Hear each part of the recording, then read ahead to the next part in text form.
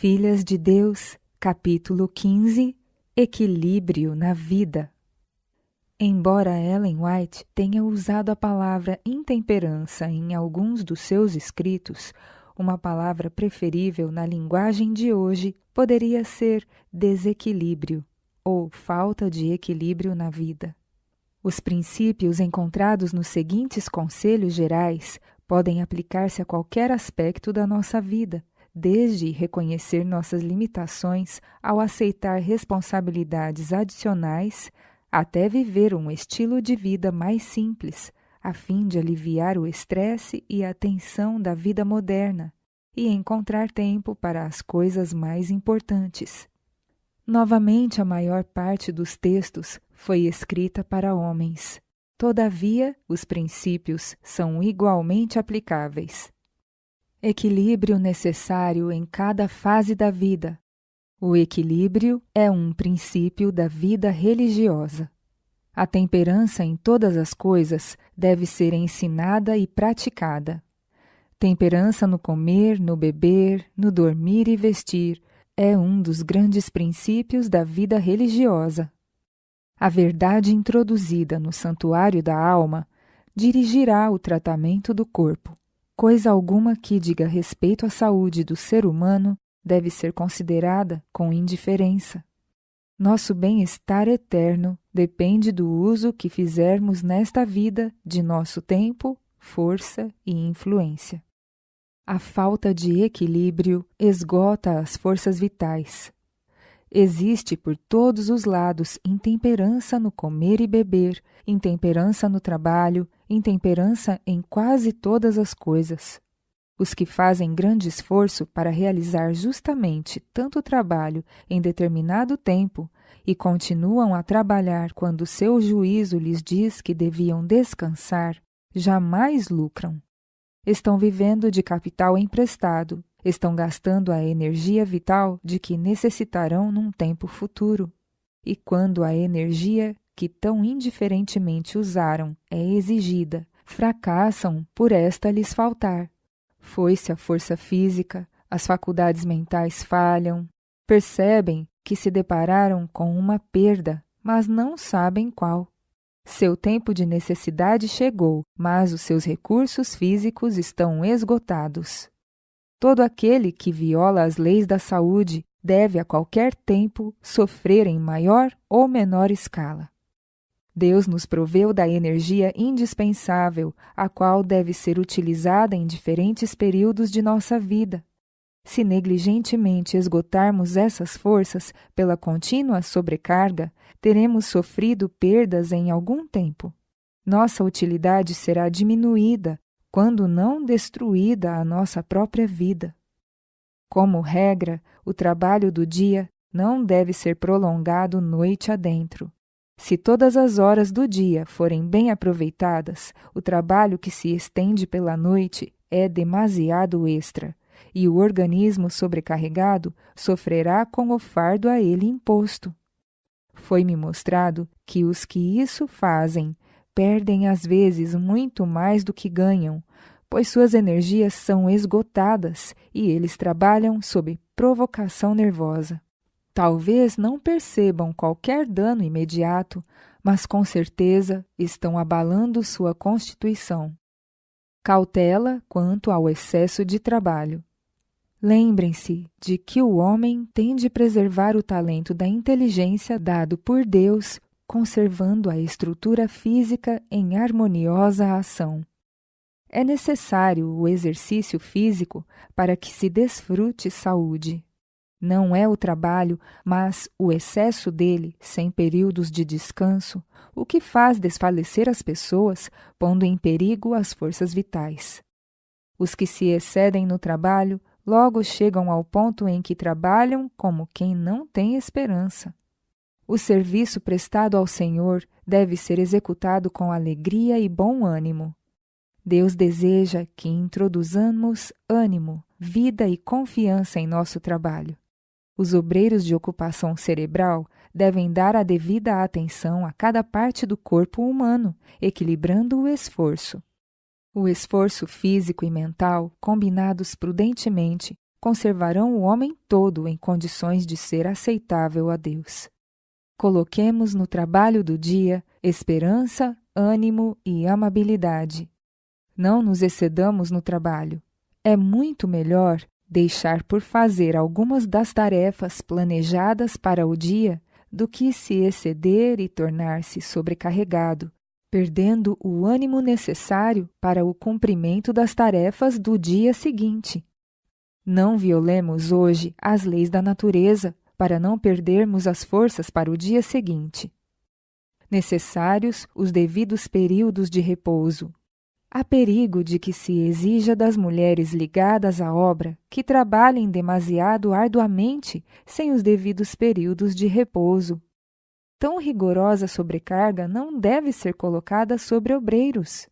Alguns talvez não se prejudiquem, porém outros, que são conscienciosos, hão de por certo trabalhar em excesso.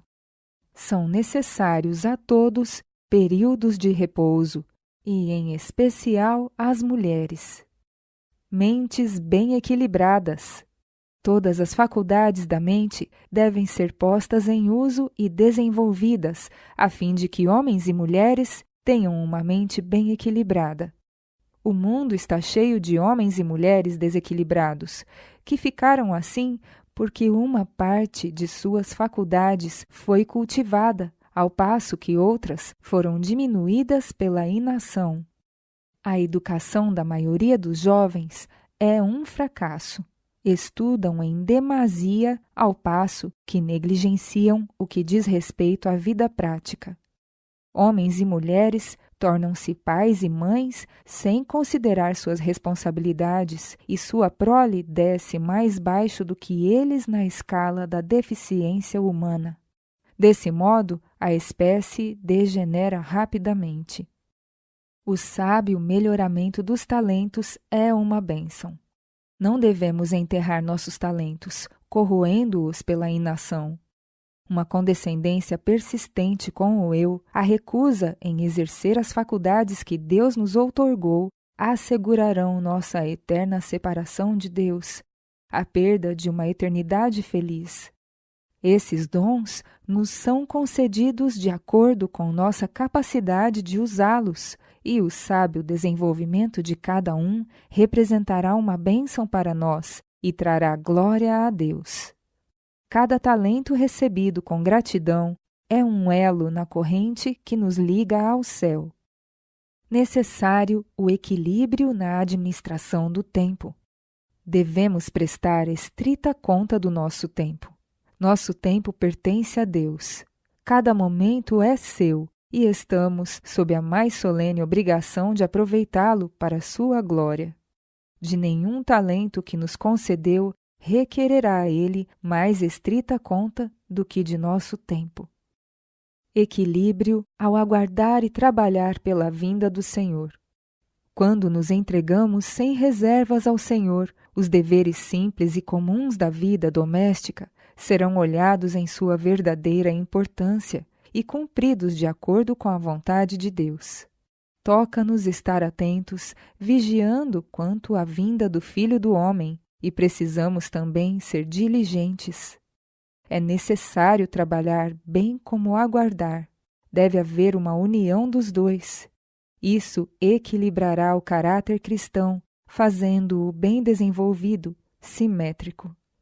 Não devemos achar que podemos negligenciar tudo o mais e nos entregarmos à meditação, ao estudo ou à oração. Também não devemos ser tumultuosos, apressados, ativos com prejuízo da piedade pessoal. Devemos misturar a espera, a vigilância e o trabalho. Não sejais vagarosos no cuidado, sede fervorosos no espírito, servindo ao Senhor. Aperfeiçoamento próprio. Não negligenciar oportunidades de aperfeiçoamento. Caso o obreiro se haja consagrado plenamente a Deus e seja diligente em orar, suplicando força e sabedoria celestiais, a graça de Cristo será seu guia, e ele vencerá os próprios defeitos, tornando-se mais e mais inteligente nas coisas de Deus.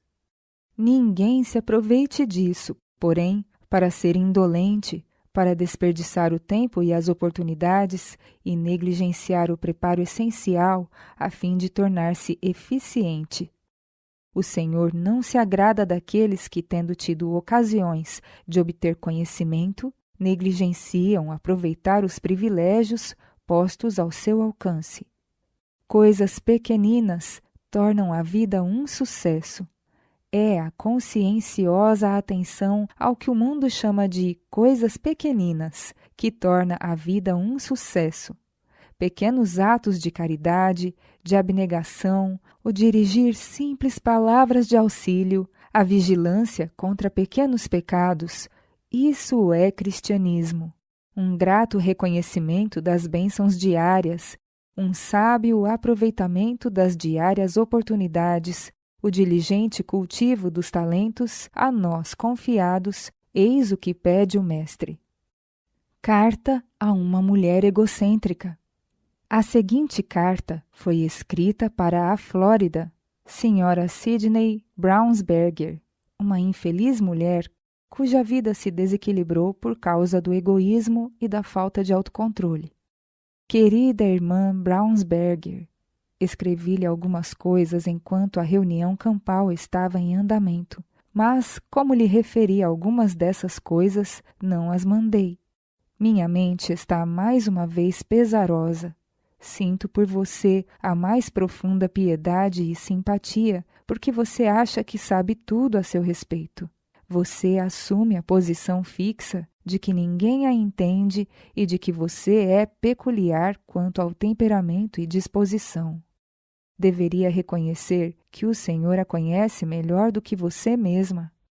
Por ocasião da reunião campal, senti a intensa impressão de que você devia ser abençoada, confortada e fortalecida, o que lhe traria felicidade, paz e uma genuína alegria cristã diariamente. Para que isso acontecesse, eu sabia que você precisaria ter, de si e dos seus deveres, ideias mais claras do que já teve até aqui na vida. Sabia que você deveria ser uma mulher verdadeiramente convertida, e isso é exatamente algo contra o qual você tem argumentado, como se mudança alguma pudesse ocorrer em você. Você deve permanecer exatamente como é. Bem, tudo isso é uma ilusão, a menos que uma mudança muito grande ocorra com você, a menos que vença o eu e o egoísmo, a menos que esses acariciados traços de caráter sejam vencidos, você terá um caráter defeituoso, manchado, que não encontrará lugar no puro, perfeito e santo reino de Cristo. A obra está diante de você e de mim, e todos os que conquistam a vida eterna precisam vencer cada falta, cada erro, cada defeito de caráter. Consegue você perceber que é egoísta, que seus pensamentos têm a permissão de centralizar-se no eu? As coisas precisam ser do seu jeito e, a menos que sejam, você se sente completamente infeliz. Seu marido é mais atencioso com você do que a maioria dos homens o é com sua esposa. Ele tem feito exatamente as coisas que você não deveria, de forma alguma, ter permitido que fizesse, pois você mesma poderia e deveria tê-las feito, como sua parte do trabalho. Mas, por não serem tão amenas, tão agradáveis, você alegremente deixou com ele a sua realização quando teria sido para o seu bem fazer essas coisas sozinha. Agora tenho grande receio quanto a você. Sua situação atual será usada como desculpa no sentido de colocar um grande peso sobre seu esposo. Seus marcantes traços de caráter aparecerão. Seus pensamentos e simpatias se centralizarão no eu, não porque na sua situação pessoal sofra mais do que uma grande parte das mulheres, mas porque pensa mais na questão. Sua imaginação se ativará e você se esquecerá de que outros passam pelo mesmo sem uma queixa, sem esperar a compreensão dos outros, sem comodidades. Você, minha irmã, tem pouco autocontrole e não exerce a forte vontade que possui para controlar seus pensamentos e sentimentos. Dá vazão aos seus sentimentos quando as coisas não a satisfazem. Em resumo, você sofre de histeria. Isso é necessário? Vi que não era, mas que sua condição impede completamente qualquer coisa desse tipo. Você precisa dominar seus sentimentos com uma vontade firme e nunca permitir que esses espasmos nervosos obtenham a vitória sobre você. Você pode perguntar: como conseguir isso? Mediante um ponderado autocontrole. Seus sentimentos se melindram terrivelmente quando as coisas não saem de acordo com o seu desejo. Você não pensa em quanta perplexidade, ansiedade e aflição causa a seu esposo e lança todo o seu peso sobre ele, como se fosse esse o seu privilégio e dever, quando é de educação que você precisa para ser autossuficiente e altruísta, levando também os outros em consideração. Essa lição você precisa aprender. Você não precisa ter um desses ataques. Você está se condicionando para que eles se tornem uma temível realidade, uma segunda natureza, e quando as dores do parto chegarem, eles lhes sobrevirão e as condições que os produzem estarão além do seu controle. Mas você pode agora controlar essas condições e não precisa mais tê-los, assim como eu não preciso ficar assim aflita. Cabe a você mesma decidir se será uma mulher feliz ou infeliz. Você deveria ser aquilo que Deus deseja, uma mulher que tem confiança em si mesma. Digo-lhe agora, no temor de Deus, que precisa atentar menos para si. Você parece achar que não lhe pode sobrevir nenhuma inconveniência ou sobrecarga, mas muitas mulheres, não mais fortes do que você, para as quais os deveres comuns da vida doméstica são tão plenamente desagradáveis quanto no seu caso, assumem bravamente esses deveres e os cumprem sem reclamar, porque lhes são dados como o seu trabalho. Atos de bondade, caridade e amor para com os outros a tornarão uma com Cristo e tirarão os seus pensamentos de si mesma. A prevenção contra a disciplina é sua, mas você não pode desfrutar integridade de caráter, que é a verdadeira santificação, a menos que se discipline firme e decididamente. Não lhe será rebaixamento fazer as muitas coisas da vida doméstica, nas quais agora nem sequer toca. Deus quer que sinta a responsabilidade de ser um conforto e bênção para o seu esposo, assim como espera que ele seja um conforto e bênção para você. Afaste os pensamentos de si mesma, não reclame, seja animosa. Não há razão pela qual não deva ser alegre, nenhum motivo pelo qual a gratidão não habite em seu ser, embora esteja na situação em que se encontra. Não é desgraça nenhuma ter filhos e a mãe, por seu curso de ação, pode determinar a saúde e disposição deles. Rogo-lhe que se oculte em Jesus, que seja sua verdadeira filha, andando em amor e obediência a todos os seus reclamos, exemplificando na vida o caráter de Jesus, terna e atenciosa com os outros, considerando-os tão bons e merecedores de comodidades, conforto e felicidade como você mesma. Isso você não tem feito. O eu tem sido colocado em primeiro lugar e o prazer, gosto e felicidade dos outros vêm em segundo. Isso não deveria acontecer, embora lhe pareça natural. Se é que deva entrar no céu, existe uma obra que Flórida deve realizar por si mesma, a qual ninguém pode fazer por ela. Que tipo de céu seria esse, caso você pudesse entrar lá com todas essas peculiaridades que você alega estarem além da possibilidade de superar? Seria necessário que o Senhor levasse o seu esposo pela morte, que lhe enviasse adversidade, removendo seus filhos, que a privasse das bênçãos que agora desfruta, a fim de chamá-la à razão, refinando-a e polindo-a, para que se torne altruísta, paciente, reconhecida e grata?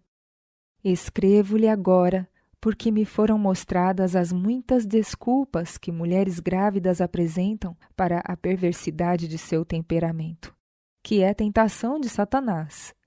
Deus lhe concederá graça se você tomar o rumo de uma cristã que segue a Bíblia.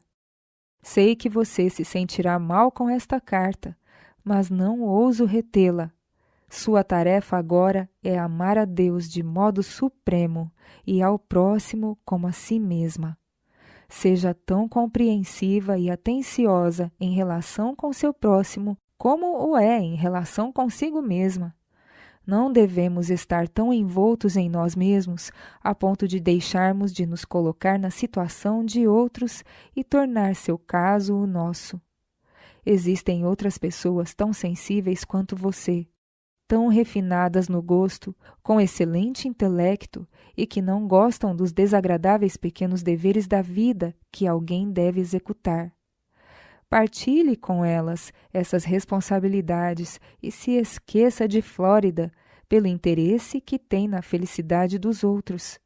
Faça o que puder para aliviar o fardo de outros em qualquer função e não se deixe envolver no egoísmo. Você poderá achar que isto é severo, mas é exatamente como Deus me apresentou o caso, e por alguma razão senti seu espírito impelindo-me a me levantar às 3 horas da manhã para escrever-lhe. Mediante a fé em Cristo, você poderá tornar-se forte, autoconfiante e útil. Mas lhe digo, Flórida, em nome de Jesus, que você não precisa ter esses ataques nervosos que exigem tão grande labor extra e trazem tanto temor, ansiedade e verdadeira aflição ao seu esposo. Ele não pode suportar tudo, é mortal, assim como você. Deus reivindica os talentos que lhe emprestou. Ele não pode fazer sucesso no trabalho e ter saúde e vigor mental, a menos que você, sua esposa, assuma o trabalho da sua vida e o auxilie como somente uma esposa pode fazer. Você pode ser o maior fardo que um homem vai carregar, ou pode ser uma bênção. A decisão é sua de abater e destruir a coragem do seu esposo, por suas maneiras e atitudes, ou fortalecê-lo e edificá-lo. Permita que Jesus presida o templo de sua alma e todas as coisas então estarão em harmonia com Deus. Não lhe escrevo porque não a amo, escrevo porque a amo. Você é a aquisição do sangue de Cristo. Desejaria que aperfeiçoasse um caráter cristão. O grande respeito com que você acaricia o eu cria uma deformidade moral. Você nunca aperfeiçoará um caráter cristão enquanto não pensar menos em si e tiver uma opinião melhor acerca dos outros. Não deveria tentar esquivar-se de encontrar obstáculos e vencê-los. Você fortalecerá tendões e músculos espirituais ao assumir responsabilidades. Você alega demais sua fragilidade e evita as próprias coisas que lhe trariam forças. A religião é um princípio ativo, atuante e proporciona a força vital suficiente para as duras realidades da vida. A religião tem inclusive o poder de restringir e controlar o eu, de vencer pronunciadas tendências hereditárias. Tem um verdadeiro poder transformador sobre a vida, modulando o caráter. Cristo foi trabalhador, labutou pelo seu sustento, trabalhando na carpintaria. Assim enobreceu e dignificou até o trabalho comum. Agora, minha irmã, a inteligência e a educação nunca tiveram o propósito de tornar aborrecido, desinteressante e desagradável o labor comum. Até os deveres mais comuns da vida doméstica podem ser elevados e dignificados.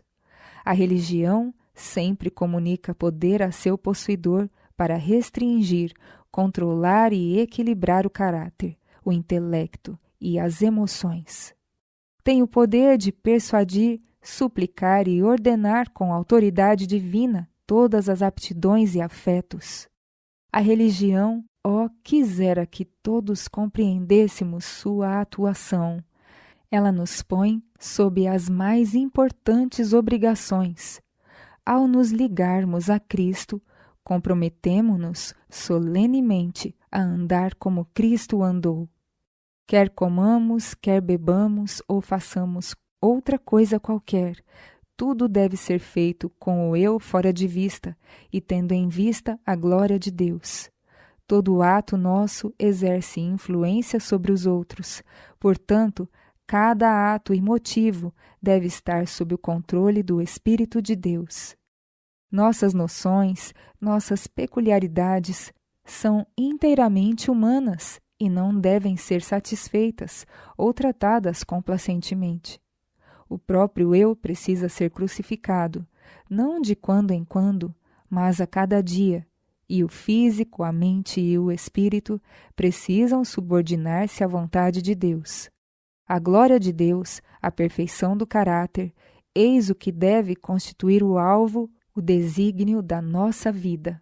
Os seguidores de Cristo precisam imitá-lo na disposição. É-nos dado um padrão para copiar, e nenhuma desculpa será aceita por Deus como razão para não alcançar a norma divina, por mais contrária que possa parecer à nossa natureza, aos nossos desejos e inclinações egoístas. Semelhante a Cristo, eis a divisa, não ser como vosso pai ou vossa mãe, mas semelhante a Jesus Cristo, oculto em Cristo, revestido da justiça de Cristo, possuído de seu Espírito. Todas as peculiaridades que nos são dadas como herança, ou que são adquiridas por meio de condescendência ou de uma educação errônea, precisam ser de todo vencidas. Cumpre resistir-lhes com determinação. O amor da estima e o orgulho de opinião, tudo precisa ser levado ao sacrifício. Devem ser vencidos. Não deve haver condescendência com o inimigo da justiça. O conflito será árduo e cansativo, mas Jesus é nosso ajudador.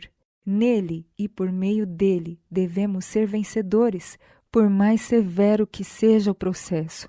Deus não exige menos de você do que isso. Cada um dos seus filhos deve ser como Cristo, que não viveu para agradar a si mesmo. Devemos ter simetria de caráter a fim de estar em pé diante do Filho do Homem. A graça de Deus está à espera de sua demanda. Se você pedir, Ele lhe dará graça e forças, conforme a necessidade. Aquilo que você chama de sensibilidade é orgulho, que não admite contradição. O eu deve ser disciplinado, guardado e controlado. A mais decorosa dignidade que se pode possuir é o domínio próprio, que suportará a provação. A religião de Cristo controlará e restringirá toda paixão profana, estimulará a energia, disciplina própria e operosidade, até nas questões da vida doméstica, rotineira, levando-nos a aprender economia, tato, abnegação e a suportar privações sem murmurar. O Espírito de Cristo no coração será revelado no caráter, desenvolverá nobres qualidades e faculdades. Minha graça te basta, diz Cristo. Seus desejos e vontade serão muitas vezes contrariados, mas você não deve desanimar. Jesus a ama e quer que seja feliz mesmo nesta vida e que seja luz no mundo. Eu gostaria que você visse e nosso povo visse o que podem ser e o que podem tornar-se. Deus operará com os seus esforços. Testes nos virão diariamente através de provações e desapontamentos, e o verdadeiro caráter se desenvolverá. Aqueles que não suportam os vexames e as cruzes da vida acabarão por fracassar quando lhes sobrevierem as provas mais severas. Jesus deseja que você seja feliz, mas você não pode ser feliz querendo as coisas do seu jeito e seguindo o impulso do seu coração. Deus deseja que você e seu esposo deixem aos outros um exemplo digno de imitação. Você pode fazer isso. Caso contrário, Ele nunca exigirá de você tal coisa.